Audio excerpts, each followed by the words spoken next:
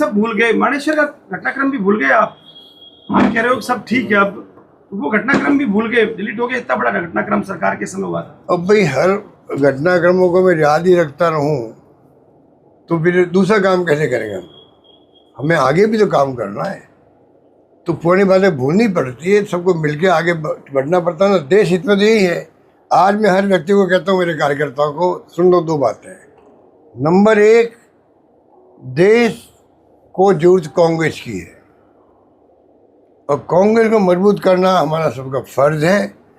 सब अपने मतभेद भूल लो, कांग्रेस मजबूत होगी, कांग्रेस आगे बढ़ेगी, तो ही तो जाके आप देश को बचा पाओगे, देश की डेमोक्रेसी को बचा पाओगे, ठीक है, देश में लोकतंत्र बचा पाओगे। अभी हौसबोले साहब ने क्या कहा आरएसएस के लोगों ने, समाजवाद और धर्मनिरपेक्षता को हटा दो इनमें से। तो खतरा अभी तक बना हुआ है। ये 2 महीने पहले की बात थी, 2 महीने पहले की बात बता। आप कल्पना कीजिए, अभी तक ये नीति साफ नहीं है। संविधान की मूल भावना भी बातें आती है।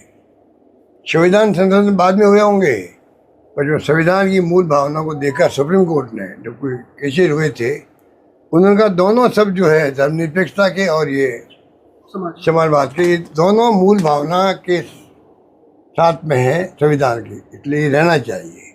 ये सुप्रीम कोर्ट कई बार कह चुका है। अमेरिका ने खुद का अपना संविधान बनाया था, मैंने सुना, उसके लिए मूल भावना यही थी। इसलिए इसको जो है ये छेड़छाड़ करना चाहते हैं। अभी ध्रुवीकरण का देश चल रहा है जो खतरनाक है। धर्म, जाति, वर्ग और भाषाएं। अभी गृह मंत्री अमित शाह को पूछे कि भाई आपने अचानक हिंदी का राग क्यों अल्पा दिया? हिंदी तो हमारी मातृभाषा है, हिंदी के बगैर काम चलता नहीं हमारा। आपको ऐसा क्या हुआ कि आपने कहा कि नहीं, जो इंग्लिश बोलेंगे वो शर्मिंदा होंगे, हिंदी को बोलना? आपने बातें कर क्यों रहे हो आप 6 महीने से? आपकी नीयत में खोट है। आप दक्षिण को भड़का रहे हो जानबूझ के, क्योंकि दक्षिण में इनका कोई वहाँ पे आधार नहीं है। ये जानते हैं वो वोट तो मिलता नहीं हम लोगों को। ये खतरा नहीं समझ पा रहे। 40 साल पहले, 50 साल पहले जब मैं छात्र था, तब इंग्लिश की बात वो करते थे, हिंदी के खिलाफ थे।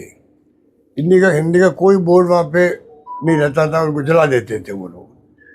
नॉर्थ के अंदर इंग्लिश का बोर्ड जला देते थे, ये हमने खुद ने देखा बचपन के अंदर। आप कल्पना कीजिए, उस वक्त से हम राजनीति कर रहे हैं।